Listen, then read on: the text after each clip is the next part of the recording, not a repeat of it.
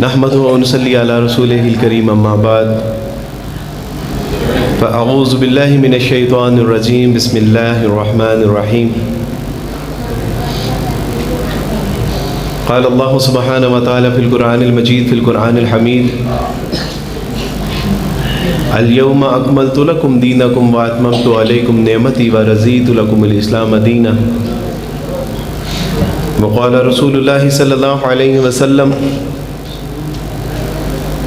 ترکتکم علی ملت بیضاء لیلها کنہارها صدق اللہ العظیم رب اشرح لی صدری ویسر لی امری واحلل عقدۃ من لسانی یفقہوا قولی رب زدنی علما آمین یا رب العالمین۔ ہر طرح کی تعریف اللہ سبحانہ و تعالیٰ کے لیے ہے جو رب ہے تمام جہانوں کا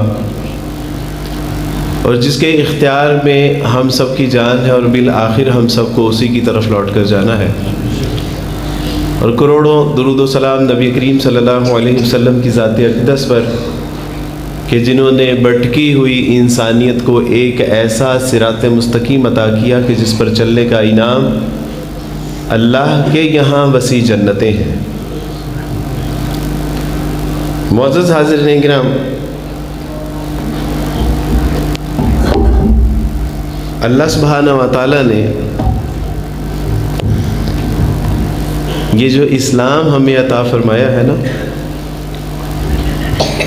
ساری زندگی بھی اس اسلام جیسی نعمت کو سجدے میں پڑے ہوئے اللہ کا شکر ادا کرتے رہے تو اس کا حق ادا کر نہیں سکتے ہم۔ اور یہ تعلیم کہ رسول اللہ صلی اللہ علیہ وسلم کی حدیث کا مفہوم ہے کہ جنہوں نے اپنے بڑوں اپنے بچوں پہ شفقت نہیں کی اور جنہوں نے اپنے بڑوں کی عزت اور احترام نہیں کیا وہ ہم میں سے نہیں ہے، تو یہ اسلام نے ہی سکھایا ہے۔ ایک مرتبہ ایک سوسائٹی میں گاڑی پہ جا رہا تھا اور ایک بزرگ جو کہ کھڑے کسی سواری کا انتظار کر رہے، تو میں نے ان سے کہا کہ آپ میرے ساتھ بیٹھ جائیے، میں آپ کو جہاں جانا ہے وہاں اتار دیتا ہوں۔ تو انہوں نے کہا کہ میں نے ایل بلاک میں جانا ہے، اور جیسے ہی ایل بلاک کا بورڈ آیا تو انہوں نے کہا کہ مجھے یہیں پہ اتارتے ہیں۔ میں نے کہا یہاں پہ تو نہیں میں اتاروں گا آپ کو جس گھر میں جانا ہے آپ کو اس گھر میں پہنچا کے آؤں گا۔ تو انہوں نے کہا کہ بیٹا کہاں سے آئے ہو تم؟ میں نے کہا جی میں آیا تو یہیں سے ہوں، بس فرق اتنا ہے کہ پہلے میں عیسائی تھا اب مسلمان ہوا ہوں۔ رسول اللہ صلی اللہ علیہ وسلم نے فرمایا کہ جس نے ہمارے بوڑھوں کی عزت نہیں کی فلیس منی، وہ ہم میں سے نہیں ہے۔ تو میں نے کہا کہ میں اپنے بڑوں کو بوڑھوں کو بزرگوں کو اسی طرح سڑک پہ بے یار و مددگار آپ بے آسرا چھوڑ کے چلا جاؤں؟ تو میں نے کہا کہ رسول اللہ صلی اللہ علیہ وسلم کے حوض کوثر سے آپ کے ہاتھوں جام کی تمنا کرنا میرے لیے جائز ہوگا؟ تو اس لیے میں تو جہاں بھی جاتا ہوں میں گزارش کرتا ہوں کہ مجھے بھی زمین پہ بیٹھنے دیجیے جہاں پہ ہمارے بڑے ہیں۔ اور جب ہم عیسائی تھے ہمیں تو پتہ بھی نہیں تھا کہ بڑوں کا، بچوں کا، عورتوں کا، ماں باپ کا، بہن بھائیوں کا، رشتہ داروں کا، یہاں تک کہ علماء کرام کا کیا مقام و مرتبہ ہے۔ ہمیں تو اس کی کچھ تمیز نہیں تھی، لیکن یہ اسلام نے سکھایا کہ بڑوں کا کیا مقام و مرتبہ ہے۔ جب گھر سے نکلا تھا تو میں نے اس وقت بلکہ میں نے احسان سے کہا تھا کہ عبد المنان راسخ صاحب کا جب بیان ہوگا تو میں ان کا بیان سنوں گا بیٹھ کے، اور اللہ سبحانہ و تعالیٰ نے مجھے توفیق عطا فرمائی کہ میں نے اپنے علماء کرام کا بیان ان کے قدموں میں بیٹھ کے سنا۔ اور مجھے نہیں پتا کہ آپ کو ان کی گفتگو سے کتنا نفع ہوا ہے، لیکن مجھے بہت زیادہ نفع ہوا الحمدللہ۔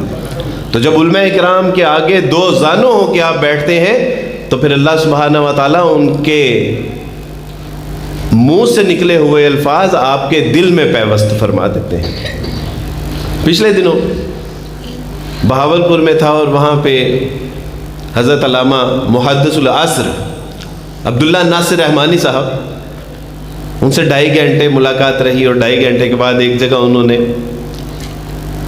حدیث کی سند پڑھنی تھی اور پھر ان کو اجازت دینی تھی۔ تو عبد الرحمن شاہین صاحب ملتان میں، انہوں نے کہا کہ عبد الواعظ بھائی آپ بھی آ جائیے. اور ان کے سامنے دو زانوں ہو کے بیٹھا اور دو حدیثیں انہوں نے پڑھی شیخ نے.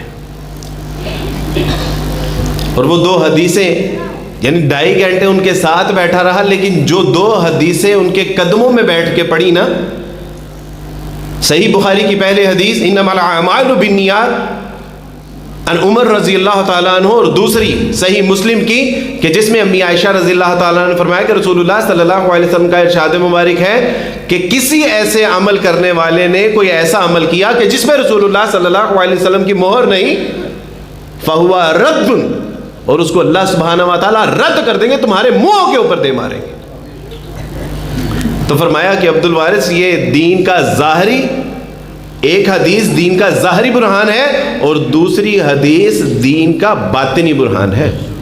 گویا کہ پورے کا پورا دین کہ تمہارا کوئی عمل بھی ہو اور اس کو اخلاص نیت خالصتاً اللہ سبحانہ و تعالیٰ کی رضا کے لیے, اور کوئی عمل کہ جو رسول اللہ صلی اللہ علیہ وسلم کا بتایا ہوا نہیں ہے وہ اللہ کے یہاں قبول نہیں ہے. یہ دو حدیثوں میں پورے کا پورا دین ہے. یہ فائدہ ہوتا ہے علماء کرام کے قدموں میں بیٹھ کے ان کی بات کو سننے کا. تو یہ الحمدللہ اللہ کا شکر ادا کرے کہ اللہ سبحانہ و تعالیٰ نے آپ کو ایک ایسا خوبصورت دین دیا ہے کہ جس کے بارے میں رسول اللہ صلی اللہ علیہ وسلم کا ارشاد مبارک ہے ترکتکم علی ملت بیضاء, کہ میں تمہیں ایک ایسی ملت کے اوپر چھوڑ کے جا رہا ہوں کہ جس کی سیاہ کالی رات بھی دن کی طرح روشن ہے, اس میں کوئی ابہام, شکوک, شبہات, کنفیوژن, کوئی ایسی بات نہیں ہے کہ تم تذبذب کا شکار ہو. اور اللہ سبحانہ و تعالیٰ کی توفیق سے علماء کرام کیا خوبصورت 4 باتیں بتا کے گئے آپ کو, اور ان کو اگر ہم اپنی زندگی کا معمول بنا لیں تو سچی بات ہے کہ آدھی غربت, آدھی تنگی, تکلیفیں, پریشانی, مجبوریاں تو ہماری ویسے ہی دور ہو جائیں. مجھے آج حکم ملا تھا کہ میں نے اس بات پہ بیان کرنا ہے کہ اسلام کتنی بڑی نعمت ہے, اور الحمدللہ اسی پہ بات کریں کہ کتنی بڑی نعمت ہے یہ اسلام. میں پیدا تو ایک ایسے گھرانے میں ہوا کہ جہاں 3 خداؤں کی عبادت کی جاتی تھی, جہاں باپ بیٹے روح القدس کی عبادت کی جاتی تھی, جہاں مسیح علیہ السلام کے بارے میں تصور تھا کہ وہ خدا کا بیٹا ہے, جہاں پر یہ تصور تھا کہ وہ خود خدا ہے, جہاں پر یہ تصور کیا جاتا تھا کہ آدم علیہ السلام سے لغزش ہوئی اور پھر مسیح علیہ السلام ان کے گناہ کی پاداش میں صلیب پر چڑھا دیے گئے, جہاں پر یہ عقیدہ ہے کہ مسیح علیہ السلام جو کہ خدا ہیں صلیب پر لٹکا دیا گیا, چڑھا دیا گیا, ان کے کپڑے پھاڑ دیے گئے اور ان کے جسم کے اندر برچھے مارے گئے, یعنی خدا بھی وہاں ایک لمحے کے لیے بے بس نظر آ رہا ہے. وہاں پر پیدا ہوا, زندگی کے 18 سال بیت گئے اور پتہ ہی نہیں چلا کہ کوئی ایسا خدا بھی ہو سکتا ہے, کیا کوئی خدا کی اولاد بھی ہو سکتی ہے, کیا خدا 3 بھی ہو سکتے ہیں. اور جب اپنی مذہبی تعلیمات سے بیزار ہوا تو ہندو مت کا مطالعہ کرنا شروع کر دیا, اور ہندو مت میں پتہ چلا کہ ہر کھڑا ہر پڑا 33 کروڑ خدا ہیں. جو نفع پہنچا سکتا ہے وہ بھی خدا ہے, جو نقصان پہنچا سکتا ہے وہ بھی خدا ہے. بدھائزم کو پڑھا, سکھزم کو پڑھا, کہیں کوئی دل کی تسلی ہی نہیں ہو رہی کہ کیا ایسے بھی خدا ہو سکتے ہیں. اور بالآخر اللہ سبحانہ و تعالیٰ نے اسلام کو پڑھنے کی توفیق عطا فرمائی, اور جب اسلام کو پڑھنے کی توفیق عطا فرمائی تو آپ مسلمانوں سے گوش گزار کرنا چاہتا ہوں کہ کتنی بڑی نعمت جو اللہ سبحانہ و تعالیٰ نے آپ کے گھروں میں آپ کو عطا فرما رکھی, لیکن ناشکری ہے, بے قدری ہے, ناقدری ہے. لوگ پوچھتے ہیں کہ عبد الوارث بھائی آپ جیسے لوگ کیوں اسلام قبول کرتے ہیں, تو ان کو اصل میں آج گوش گزار کرنا چاہتا ہوں کہ ہم اس لیے اسلام قبول کرتے ہیں کہ جب رسول اللہ صلی اللہ علیہ وسلم جزیرہ نما عرب میں تشریف لائے تو وہاں پہ لات, منات, عزا, نائلہ, یاغوث اور 360 ہر قبیلے کا ایک الگ الگ بت تھا, ان کی عبادت کی جاتی تھی. اور جب ان کی عبادت کی جاتی تو عمر فاروق رضی اللہ تعالیٰ عنہ ایک بار مسکرائے اور پھر رونے لگ گئے. کہا کہ امیر المومنین یہ کیا ماجرا ہے, فرمایا کہ مجھے ایک اپنے زمانہ جاہلیت کا واقعہ یاد آ گیا کہ ایک بار جب میں سفر میں تھا اور سفر کے دوران مجھے میرے بتوں کی یاد ستانے لگی تو میں نے اپنا آٹا گوندا اور اس کا بت بنا لیا، اور جب مجھے بھوک ستانے لگی تو میں نے پہلے اس کا بازو توڑا، پھر دوسرا بازو توڑا، پھر سر توڑا اور اس کو گوند کے اسی کو پکا کے کھا گیا۔ رونا مجھے اس بات پہ آیا کہ ہم کیسی حرکتیں کرتے تھے، اور ہنسنا اس بات پہ آیا کہ ہم اپنے ہی بتوں کے ہاتھ پاؤں توڑ کے اپنی خوراک کا سامان کر لیتے تھے۔ تو جب رسول اللہ صلی اللہ علیہ وسلم جزیرہ نما عرب میں تشریف لائے تو آپ علیہ الصلوۃ والسلام نے بتایا کہ لوگوں کس غلط فہمی کا شکار ہو کہ یہ جو بت ہیں جو اپنے ناک میں بیٹھی ہوئی مکھی کو بھی نہیں اڑا سکتے، کیا یہ تمہیں نقصان پہنچائیں گے یا یہ تمہیں نفع پہنچائیں گے؟ جو اپنی خود حفاظت نہیں کر سکتے، کیا یہ تمہارے لیے نافع ہو سکتے ہیں؟ تو بتایا کہ لوگوں تمہاری ٹینشن، تمہاری ڈپریشن، تمہارا مسئلہ وہ یہ ہے کہ تم تذبذب کا شکار ہو کہ کیا یہ ہمارے خدا ہیں یا نہیں ہیں۔ تم شکوک و شبہات کا شکار ہو کہ کیا یہ ہمارے خدا ہیں یا نہیں ہیں۔ تو فرمایا کہ میں تمہیں بتاتا ہوں کہ کامیابی اور کامرانی کا دروازہ کیا ہے۔ تو رسول اللہ صلی اللہ علیہ وسلم نے ارشاد فرمایا یا ایھا الناس قولوا لا الہ الا اللہ تفلحوا، اے لوگو وہ جو اس کائنات کا خالق ہے، مالک ہے، رازق، جو تمہارا پالنہار ہے، جو تمہیں تنگی تکلیف پریشانی مجبوریوں سے نکالنے والا ہے، وہ وحدہ یکتا ہے، وہ اکیلا ہے، وہ تنہا ہے، بس اسی کی عبادت کر دو۔ کیا فرمایا؟ اور مجھے نہیں پتا کہ آپ کے علم میں ہے یا نہیں ہے، لیکن اس وقت پوری دنیا میں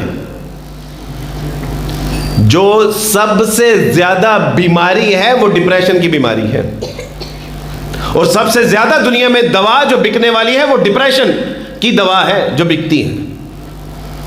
اور اس ڈپریشن کا سب سے بڑا سبب وہ یہ ہے کہ ان کو خالق حقیقی، مالک حقیقی کا تعارف نہیں ہے۔ ان کو پتہ نہیں ہے کہ ایک ہے، تین ہے، 33 کروڑ ہے، زندہ ہے، مردہ ہے، پڑا ہے، کھڑا ہے، کون الہ ہے۔ اور جب وہ ان تمام مراحل سے تذبذب کا شکار ہو کہ ٹینشن، شکوک و شبہات، اور ایک لمحہ ایسا آتا ہے کہ وہ کہتے ہیں کہ یہاں کوئی خدا نہیں ہے، there is no God، کوئی خدا نہیں ہے، اور وہ الہات کی طرف سفر کرنا شروع کر دیتا ہے۔ یہ ڈپریشن کے اسباب میں سے ایک بڑا سبب ہے کہ وہ اپنے خالق حقیقی، مالک حقیقی کو نہیں پہچانتے، اور سب سے زیادہ دوا بھی اسی کی بکتی ہے۔ ظاہر ہے کہ جو بیماری ہوگی اسی کی دوا بکے گی، لیکن افسوس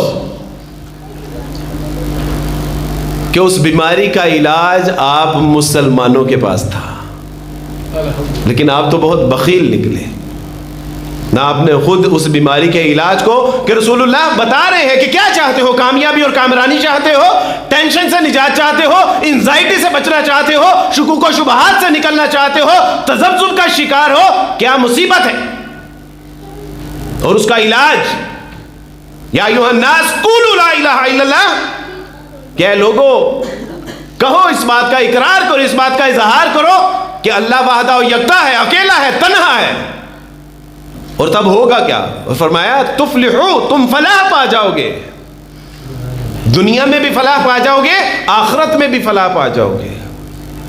یہ بتائے کہ اسلام اتنی بڑی نعمت ہے کہ آپ کے لیے نہیں بلکہ اس کائنات کے لوگوں کے لیے کامیابی اور کامرانی کا پیغام لے کے آئی تھی، کس میں؟ عقیدہ توحید میں، کہ جو آپ مسلمانوں کو دے کر اللہ سبحانہ و تعالیٰ نے بھیجا تھا۔ میں قرآن، یہ اس کو تھوڑی سی بیس دیجیے گا ذرا، وہ زور میرا ذرا کم لگے گا، طبیعت ٹھیک نہیں ہے۔ میں جب عیسائیت کا اور اسلام کا مطالعہ کر رہا تھا تو اس دوران اللہ سبحانہ و تعالیٰ نے مجھے توفیق عطا فرمائی کہ میں نے کہا کہ جہاں پہ میں نے دیگر مذاہب کا مطالعہ کیا تو میں قرآن مجید کا بھی مطالعہ کر لیتا ہوں۔ اور جب قرآن مجید کا مطالعہ کیا تو اس میں اللہ سبحانہ و تعالیٰ نے ایک بات قرآن مجید کے ذریعے میرے اوپر واضح کی، اور وہ بات یہ تھی کہ الحمدللہ رب العالمین، تمام تعریفیں اس اللہ کے لیے ہیں کہ جو رب ہے تمام جہان والوں کا۔ اور ہمارے لیے یہ ایک جملہ بڑا عجیب تھا، کیونکہ ہم نے تو ساری زندگی یہ پڑھا تھا کہ خداوند تمہارا خدا اسرائیل کا خدا ہے، خداوند تمہارا خدا ابراہیم کا خدا ہے، خداوند تمہارا خدا یعقوب، عیسیٰ، موسیٰ کا خدا ہے، لیکن مسلمانوں کا الہ میں نے کہا کہ یہ تو بہت خدائے عظیم معلوم ہوتا ہے کہ جو کہہ رہا ہے کہ الحمدللہ رب العالمین، تمام تعریفیں اس اللہ کے لیے جو رب ہے. اور امام راغب الفسانی رحمۃ اللہ علیہ فرماتے ہیں کہ رب کے معنی اگر تمہیں پتہ چل جائے تو تمہیں چانن ہو جائے کہ رب کہتے کسے ہیں، کہ وہ جو کھلانے والا ہے، پلانے والا ہے، بدامنی میں امن دینے والا ہے، جو حفاظت کرنے والا ہے. تو میں حیران کہ مسلمانوں کا الہ اتنا عظیم خدا ہے کہ وہ تمام جہان والوں کا الہ ہے.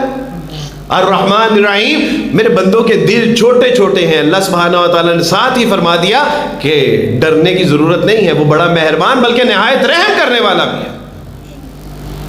اور پھر فرما دیا کہ میرے بندے میری زیادہ رحمت تجھے کسی غلط فہمی میں مبتلا نہ کر دے. مالک یوم الدین، اس نے ایک ایسا میزان عدل قائم کر رکھا ہے کہ جس میں چھوٹی سی چھوٹی نیکی جزا اور سزا کا اس دن حساب کتاب کر دیا جائے گا اور کوئی اس کا ہاتھ روکنے والا نہیں ہوگا. میں حیران تھا کہ یا اللہ یہ کیا کلام ہے. اپنے اللہ کا جو تعارف یہ قرآن کروا رہا ہے، کیا خوبصورت کلام ہے. ایاک نعبد و ایاک نستعین، کہ میرے بندے دیکھ تو میری عبادت کرتے رہنا اور پھر میں تیرے لیے کافی وافی اور شافی ہو جاؤں گا. اقبال کہتے ہیں کہ وہ ایک سجدہ جسے تو گرا سمجھتا ہے، ہزار سجدوں سے دیتا ہے آدمی کو نجات. اور میرے بندے اگر تو نے میرے آگے گریہ زاری کرنی شروع کر دی، میرے آگے جھکنا شروع کر دیا، میرے آگے گڑ گڑانا شروع کر دیا، میرے آگے اپنے رونے دھونے پیش کرنے شروع کر دیے، تو پھر میں تجھے در در پہ رونے نہیں دوں گا. ایاک نعبد و ایاک نستعین. اس دن مجھے پتہ چلا کہ مسلمانوں کا الہ کتنا خدا عظیم ہے. وہ اللہ سبحانہ و تعالیٰ کا تعارف. ہمیں ظالم کہتے تھے کہ تمہارا الہ جو ہے یعنی مسیح علیہ الصلوۃ والسلام، ان کے بارے میں یہ تھا کہ مسیح علیہ الصلوۃ والسلام ہمارا خدا ہے اور ہمارے خدا کو صلیب پر چڑھا دیا. اور مسیح علیہ الصلوۃ والسلام الی الی لما شبقتنی کے مزداد پکار رہے ہیں کہ اے خدا تو نے مجھے تنہا کیوں چھوڑ دیا. کہ ہمارا خدا بھی کسی کو پکار رہا ہے. اور جب قرآن سے پوچھا تو قرآن نے کہا کہ اللہ لا الہ الا هو الحی القیوم. اوے چلے ہو تسی کہندے ہو کہ مسیح ساڈا خدا ہے اور اس خدا نو پھر آخدے ہو کہ موت بھی آ گئی ہے. اوے اللہ تے وہ ہے کہ جڑا زندہ اور جاوید ہے اور جڑا ہمیشہ تو اور ہمیشہ ہمیش تک رہن والا ہی ہے. لا تاخذو سنۃ ولا نوم. اوے تسی آخدے ہو کہ ساڈے خدا نو موت آ گئی. اوے تہاڈا خدا تے نیند بلکہ نیند کی چیز ہے. اوے تہاڈا الہ تے اونگ تو بھی پاک ہے. سینہ کہتے ہیں اس کیفیت کو کہ جو نیند سے پہلے کندھے بھاری ہونے کی کیفیت ہے، اسے سینہ کہتے ہیں. اور اللہ سبحانہ و تعالیٰ کا قرآن کہتا ہے کہ تیرا الہ تو اس سینہ سے بھی پاک ہے، اس کندھے بھاری ہونے والی کیفیت سے بھی پاک ہے. اور تم کہتے ہو کہ خدا کو موت آ گئی. وہ 3 دن زمین میں رہا، زندہ ہوا آسمان پہ چڑھ گیا، وہاں سے زندہ اور مردوں کی عدالت کے لیے آنے والا ہے. انا للہ و انا الیہ راجعون.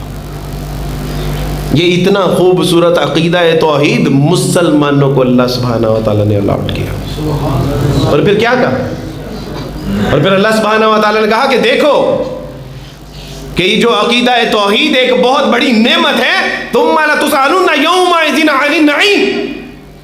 کہ یہ نعمت جو تمہیں دی گئی ہے کہ جس کی بنا پہ تم ڈپریشن سے پاک ہو جاتے ہو، ٹینشن سے پاک ہو جاتے ہو، تنگی تکلیفیں پریشانی مجبوریوں سے پاک ہو جاتے ہو، آخرت کی کامیابی اور کامرانیوں کو اپنے لیے لازم و ملزوم کر لیتے ہو، اس توحید کی برکت سے اب اس پیغام کو آگے بھی پہنچانا ہے. لیکن کیا ہم نے اس پیغام کو آگے پہنچایا؟ اور اللہ سبحانہ و تعالیٰ کا قرآن کہتا ہے کہ تم سے اس روز ہر اس نعمت کے بارے میں پوچھا جائے گا کہ جو اللہ نے تمہیں عطا فرما رکھی تھی. یہ اتنی بڑی نعمت ہے. ہمیں نہیں پتا تھا کہ اسلام میں، عیسائیت میں والدین، بلکہ ہمیں تو یہ بتایا جاتا تھا کہ بائبل میں مسیح علیہ السلام کو ایک بار مریم علیہ السلام نے فرمایا کہ بیٹا ان کی میں ختم ہو گئی، ان کی میں کے لیے کچھ سامان کر دے. اور مسیح علیہ السلام فرماتے ہیں کہ ہٹ اے عورت، مجھے تجھ سے کیا کام. ہٹ اے عورت، مجھے تجھ سے کیا کام. جبکہ اسلام جب آیا اور اس وقت کا حال یہ تھا کہ بیوہ ہونے والی سوتیلی ماؤں کو بازار میں فروخت کر دیا جاتا تھا. بوڑھے ماں باپ کے ساتھ جو ناروا سلوک کیا جاتا ہے اس کا اندازہ اس حدیث سے ہوتا ہے کہ جس میں رسول اللہ صلی اللہ علیہ وسلم کے پاس ایک باپ آیا بیٹا آیا اور اس نے کہا کہ اللہ کے رسول میرا باپ میرا مال مجھ سے پوچھے بغیر خرچ کرتا ہے. اور رسول اللہ صلی اللہ علیہ وسلم جب باپ کو بلایا اور جبرائیل علیہ السلام کا پیغام سنا اور ان سے وہ اشعار سنے, تو رسول اللہ صلی اللہ علیہ وسلم بعد میں فیصلہ کیا کیا کہ تو اور تیرا مال دونوں تیرے باپ کے ہیں. اس سے پہلے معاشرہ ایسا تھا, اور اس اسلام نے پھر ان والدین کی قدر و منزلت بتائی کہ وہ والدین کیا ہیں کہ جو اس دنیا میں تیرے لیے آنے کا ذریعہ بنے. وہ ماں جس نے 9 مہینے اپنے پیٹ میں تجھے برداشت کیا, وہ ماں کہ جس جو تیرے احساس ہونے کے ساتھ ہی اپنا کھٹا میٹھا ٹھنڈا گرم ہر چیز اس نے ترک کر دی, وہ خود تکلیف میں رہی تیرے راحت و آرام کے لیے. اور تیرا باپ ابھی تو دنیا میں بھی نہیں آیا تھا کہ اس نے اپنے 8 گھنٹے کی شفٹ کو 12 گھنٹے کے اوپر مشتمل کر دیا کہ اب میرا بیٹا آنے والا ہے, مجھے کچھ پیسے زائد چاہیے. ابھی تو دنیا میں بھی نہیں آیا تھا کہ تیرے بچھونے, تیرے لنگوٹ, تیرے پیمپر, تیرے کھلونوں کا سامان کرتا رہا. اور جیسے ہی تو دنیا میں آیا تو تیری ماں نے تکلیف پہ تکلیف جھیل کے تجھے پیدا کیا اور اپنے سینے کا, اپنے جگر کا خون تجھ کو پلانا شروع کر دیا. وہ بوڑھا باپ اپنی ہڈیوں کا گودا تیری ہڈیوں میں بھرتا گیا, خود وہ خشک جھاڑ کی طرح جھک گیا, تجھے اس نے تناور درخت کی طرح کھڑا کر دیا. اور آج تو کہتا ہے کہ میرا باپ میرا مال مجھ سے پوچھے بغیر خرچ کرتا ہے. فرمایا کہ تو اور تیرا مال دونوں تیرے باپ کے ہیں. اس اسلام نے آ کے بتایا کہ والدین کا مقام و مرتبہ کیا ہے, اور ارشاد فرمایا فَلَا تَقُل لَّهُمَا اُفٍّ. اللہ سبحانہ و تعالیٰ نے اپنی توحید کے بعد والدین کا مقام و مرتبہ بتایا. اور اس کائنات کے لوگ حیران ہیں آج کہ کہیں اگر اولاد کو تہذیب سکھانی ہے, تمدن سکھانا ہے, تمیز سکھانی ہے, تعلیم سکھانی ہے, اس کی تربیت کرنی ہے, تو مسلمانوں سے بہترین نصاب کوئی نہیں ہے. وہ مسلمان کہ جو آج خود اپنے ماں باپ کو اولڈ ایج ہوم چھوڑ کے آ رہے ہیں. اور اسلام نے کیا کہا, فَلَا تَقُل لَّهُمَا اُفٍّ. خبردار اگر اپنے والدین کے بارے میں ایک جملہ بھی تم نے کہا, اور یہ 2 حرفی جملہ ہے اوف. اور دنیا کی گرامر کی کتابیں اٹھا کے دیکھیے, آپ کو اس سے چھوٹا نافرمانی پر مشتمل کوئی جملہ نہیں ملے گا. اور اللہ سبحانہ و تعالیٰ نے وہی جملہ ہماری تربیت کے لیے نازل فرمایا, فَلَا تَقُل لَّهُمَا اُفٍّ. یہ اتنی بڑی نعمت ہے اسلام ہمارے لیے. یورپ میں ایک ماں نے اپنے بچے کو ایک اسلامک سینٹر میں بھیجا اور کہا کہ میرا بیٹا اسلام قبول کرنا چاہتا. انہوں نے کہا کہ آپ نے بھی اسلام قبول کیا؟ تو اس نے کہا کہ نہیں, بس میرے بیٹے نے اسلام قبول کرنا ہے. تو اس نے کہا کہ آپ نے اسلام قبول نہیں کیا, قبول کرنا ہے. تو اس نے کہا کہ اس لیے کہ میں دیکھتی ہوں کہ میرے گھر کے سامنے ایک مسلمان عورت, بچے جب بھی اس کے پاس جاتے ہیں اس کا ہاتھ چومتے ہیں, اس کا ماتھا چومتے ہیں, وہ اس کو دعا دیتی ہے. جب وہ گھر سے نکلتے ہیں پھر اس کا ہاتھ چومتے ہیں, ماتھا چومتے ہیں, ماں ان کو دعا دیتی ہے. میں چاہتی ہوں کہ میرے بچے بھی میرے ساتھ اسی طرح معاملہ کریں. لہٰذا چونکہ وہ مسلمان ہے تو میں سمجھتی ہوں کہ میری اولاد کو بھی مسلمان ہو کے ہی یہ تعلیم و تربیت سیکھنے کا موقع ملے گا. اسلام اس لیے اس کائنات کی نعمتوں میں سے بڑی نعمتوں میں اس کا شمار ہوتا ہے. آج ہم اپنے بچوں کو اسکول کالج یونیورسٹیاں تو پڑھا رہے ہیں, جب قرآن کی بات آتی ہے, جب حدیث کی بات آتی ہے, جب سیرت کی بات آتی ہے, جب مسجد کی بات آتی ہے, تو ہم کہتے ہیں کہ ابھی تو ساری زندگی پڑی ہوئی ہے. اور یاد رکھیے کہ ایک بچہ جو قبر پہ کھڑا ہو کے شیکسپیئر کے اشعار پڑھ رہا تھا, ایک گورے کے اشعار پڑھ رہا تھا, تو کسی مسلمان نے کہا کہ یہ تو مسلمان کی قبر ہے, کون لگتا, کیا لگتا ہے تمہارا؟ اس نے کہا میرا باپ ہے. تو اس نے کہا کہ باپ کی قبر پہ انگلش کے اشعار تھوڑی نہ پڑھتے ہیں, اس پہ تو فاتحہ خوانی کرتے ہیں, دعائیں پڑھتے ہیں. تو اس نے کہا کہ میرے باپ نے جو مجھے سکھانے کے لیے بھیجا تھا میں تو وہی سیکھ آیا اور وہی پڑھ رہا ہوں. تو میرے دوستوں بھائیو بزرگوں, آج اگر آپ نے مسجدوں میں ان کو دعائیں سکھائی, آج اگر ان کو مسجدوں میں آپ نے قرآن اور حدیث پڑھنے پڑھانے کا اور سیکھنے سکھانے کے مواقع فراہم کیے, تو وہ آپ کی قبروں کے بلکہ آپ کے لیے ساری زندگی تا حیات آپ کے لیے وہ صدقہ جاریہ ہوں گے. اور اگر آپ نے ان کو میوزیشین بنایا, آپ نے فوٹوگرافر بنایا, آپ نے ان کو انجینئر اور ڈاکٹر بنایا, ہاں دنیا تک تو وہ آپ کے لیے نفع بخش ہو سکتے ہیں, لیکن آپ کے مرنے کے بعد وہ آپ کے لیے نفع بخش نہیں ہوں گے. اس کے لیے ضروری ہے کہ آپ ان کو مسلمان کی تہذیب و تمدن سکھائیں. کچھ عرصے کے لیے بیمار تھا, گھر میں تھا, میں نے بچوں کو پڑھانا شروع کر دیا. میں نے کہا کہ چلے وقت بھی گزرے گا اور اچھی مصروفیت بھی ہو جائے گی. تو اچانک بچوں نے غائب ہو گئے سارے بچے. تو میں نے کہا کہ یہ بچے کہاں گئے؟ انہوں نے کہا کہ وہ اصل میں پیپر ہے تو پیپروں کی تیاری کے لیے انہوں نے ایکسٹرا آرڈنری ٹیوشن جوائن کر لی ہے.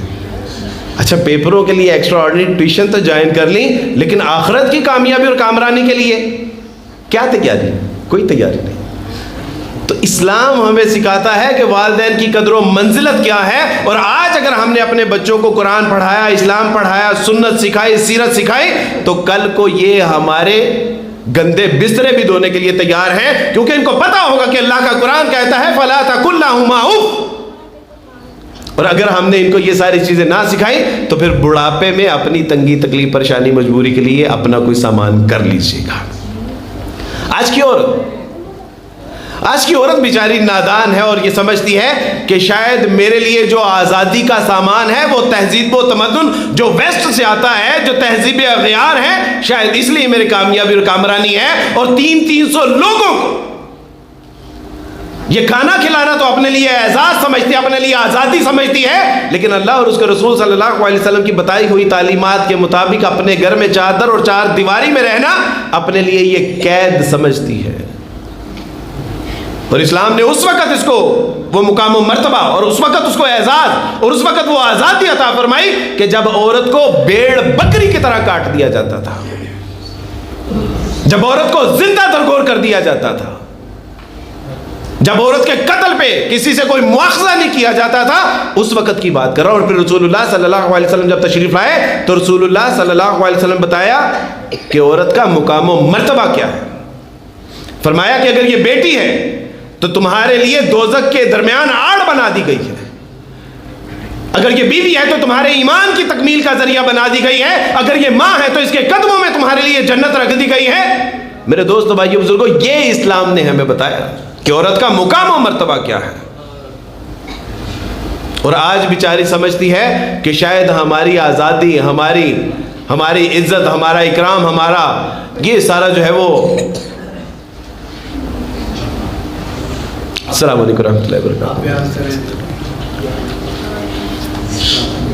تو اللہ سبحانہ و تعالیٰ کی توفیق سے یہ اسلام نے بتایا کہ عورت کا ایک صاحب جو کہ مسیحی تھے اور وہ پوچھنے لگے کہ عبد الوارث بھائی, یہ آپ کی خواتین جو ہیں یہ لوگوں سے ہاتھ کیوں نہیں ملاتی؟ آپ مسلمانوں کی عورتوں کے ساتھ پرابلم کیا ہے کہ یہ جب ان کے آگے ہاتھ کریں تو یہ ہاتھ کیوں نہیں ملاتی؟ تو میں نے ان سے کہا کہ یہ جو آپ کی ملکہ الزبتھ ہے یہ کیا عام شہریوں سے, ایرے گہرے نتھو خیروں سے ہاتھ ملاتی ہیں؟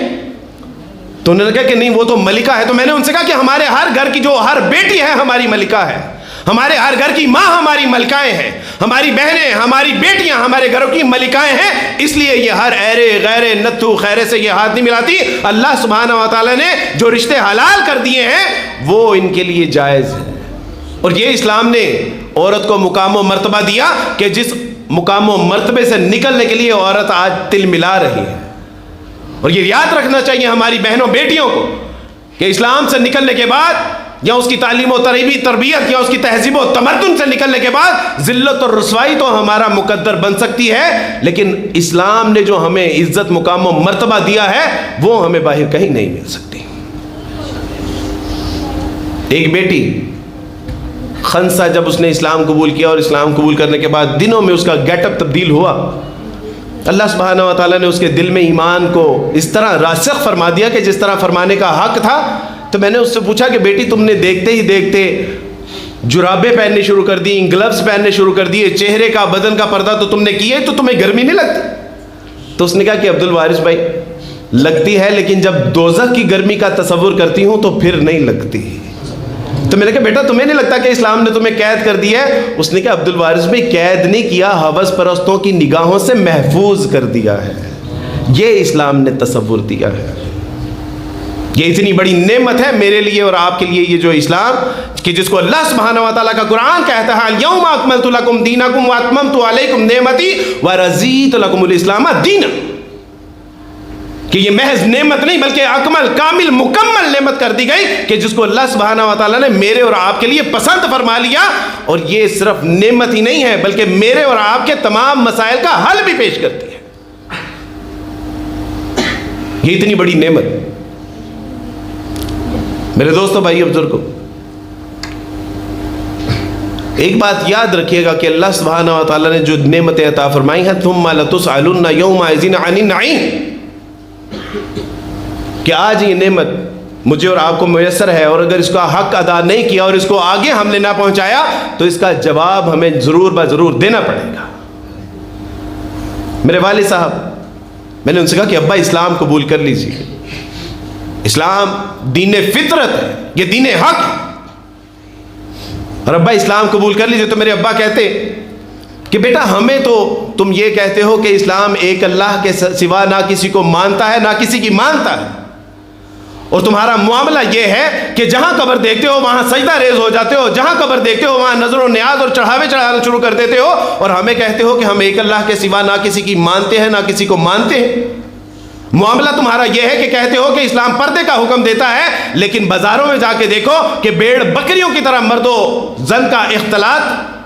ہمیں تم کہتے ہو کہ گانا بجانا، فلمیں، ڈرامے، گانے سب حرام ہیں، اور یہ فلمیں بنانے والے، گانا گانے والے اور ڈرامے چلانے والے کیا یہ مسلمان نہیں ہیں؟ اور پھر وہ مجھے کہتے کہ جاؤ بیٹا پہلے اپنے مسلمانوں کو مسلمان کرو، ہم عیسائیوں کو بعد میں مسلمان کر لینا۔ اور میرے والد صاحب اسی حالت میں اس دنیا سے چلے گئے۔ رات کو جب سب کے لیے دعا کر رہا ہوتا ہوں نا تو اپنے سگے باپ کے لیے دعا نہیں کر سکتا۔ اور میرا باپ بالکل ایک عام سا آدمی تھا، وہ لوگوں کے کردار کو پڑھ سکتا تھا، لوگوں کے رویوں کو سمجھ سکتا تھا، لوگوں کے حال معاملات کردار سے واقف ہو، وہ کتابیں نہیں پڑھ سکتا تھا۔ حشر والے دن اگر میرے باپ نے کہہ دیا نا کہ اللہ سبحانہ و تعالیٰ میں نے تو مسلمانوں کے رویے اور ان کے کردار کو دیکھا تھا، مجھے تو اس میں اسلام نظر نہیں آیا، ہاں اگر واقعتاً حقیقتاً اسلام ایسا تھا تو میں تو اس کو اللہ پڑھنے سے قاصر تھا، میں تو اس کو پڑھنے سے معذور تھا۔ کیا جواب دیں گے؟ اگر جان مائیکل اگر ان کا ہاتھ ہوا اور ہمارا گریبان ہوا تو میرے دوستو بھائیو بزرگوں مشقت میں پڑ جائیں گے، مشقت میں پڑ جائیں گے۔ اس لیے آپ سے درخواست ہے، یہ سیالکوٹ کے ایک بچے کو جب میں نے اسلام قبول کروایا تو اس نے مجھے بڑے درد دل سے کہا کہ عبدالوارث بھائی ہم تک پہنچنے میں آپ نے اتنی دیر کر دی کہ 2 نسلیں جہنم واصل ہو گئی، میری اپنی 2 نسلیں جہنم واصل ہو گئی۔ تو میں نے اس سے کہا کہ میرے عزیز جو شکایت تم کو مجھ سے ہے مجھے بھی اپنے مسلم معاشرے سے یہی شکایت ہے کہ ہم نے اسلام کو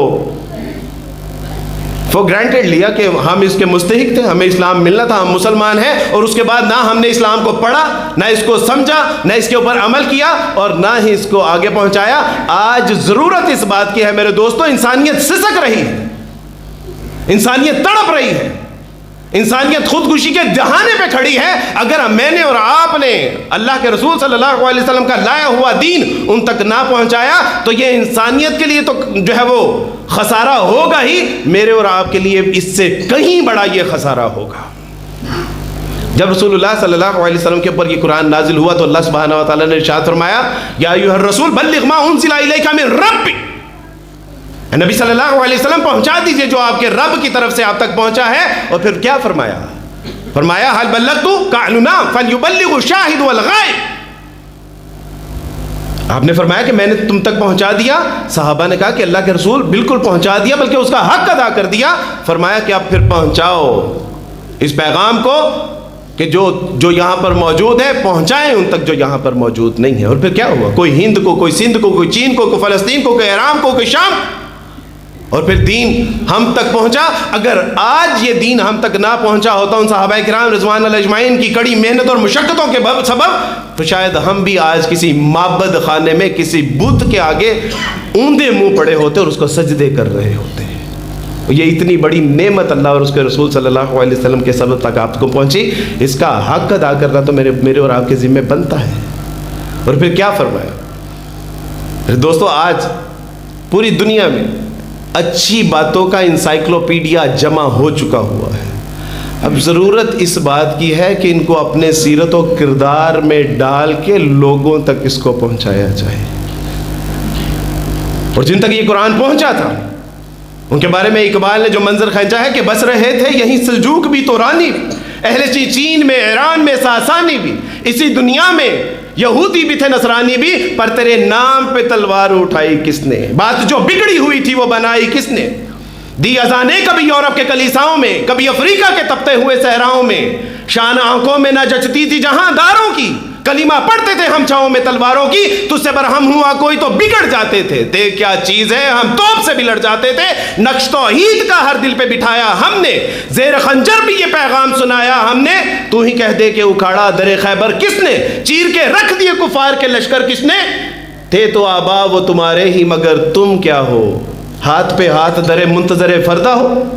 میرے دوستو بھائیو بزرگوں، ہمارے اسلام کی تاریخ تو یہ ہے، لیکن آج نہ صرف یہ کہ ہم اسلام پہ عمل کرنے سے قاصر ہیں، بلکہ اس اسلام کا پیغام پہنچانے سے بھی قاصر ہیں کہ جن تک اس پیغام کو ہم نے پہنچانا تھا۔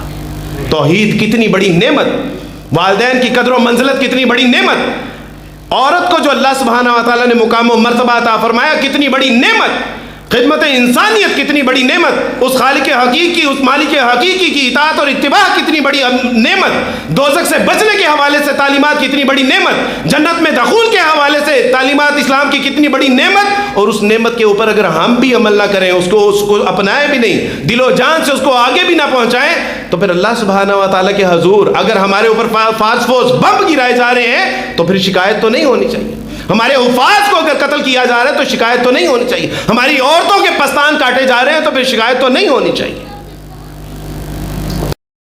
سے تو ہمیں نکال دیجئے۔ تو اس کے لیے ضروری ہے کہ اپنے سیرت و کردار کو اللہ اور اس کے رسول صلی اللہ علیہ وسلم کی تعلیمات کے مطابق ڈال دیں۔ پھر ہم تو ادھر ادھر کی نہ بات کر، مجھے یہ بتا کہ قافلہ کیوں لٹا، مجھے راہزنوں سے گلا نہیں، تیری رہبری کا سوال۔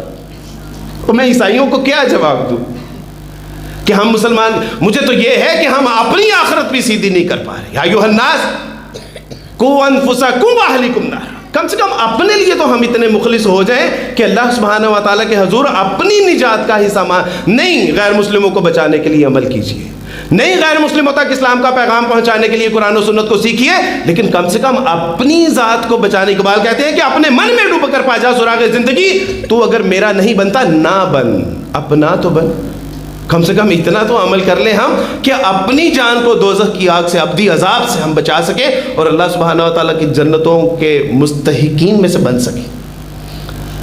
سچی بات ہے کہ علماء کرام کی موجودگی میں میرے لیے بات کرنا نہ صرف یہ کہ حیا کا معاملہ ہے، بلکہ جرت بھی نہیں ہے اور زبان بھی لڑکھڑانا شروع ہو جاتی ہے، تو میں اسی پہ اکتفا کرتے ہوئے اللہ سبحانہ و تعالیٰ سے دعا کرتا ہوں کہ اللہ سبحانہ و تعالیٰ مجھے خود بھی ان باتوں پہ عمل کرنے کی توفیق عطا فرمائے، اسلام کو صدق دل سے سیکھ کے اس پہ عمل کرتے ہوئے اس کو آگے پہنچانے کی توفیق عطا فرمائے، اور آپ کا یہاں پہ بلانا، آپ کا یہاں پہ آنا، بات سننا سنانا اللہ سبحانہ و تعالیٰ اپنے حضور قبول و منظور فرمائے۔ وآخر دعوانا ان الحمد للہ رب العالمین۔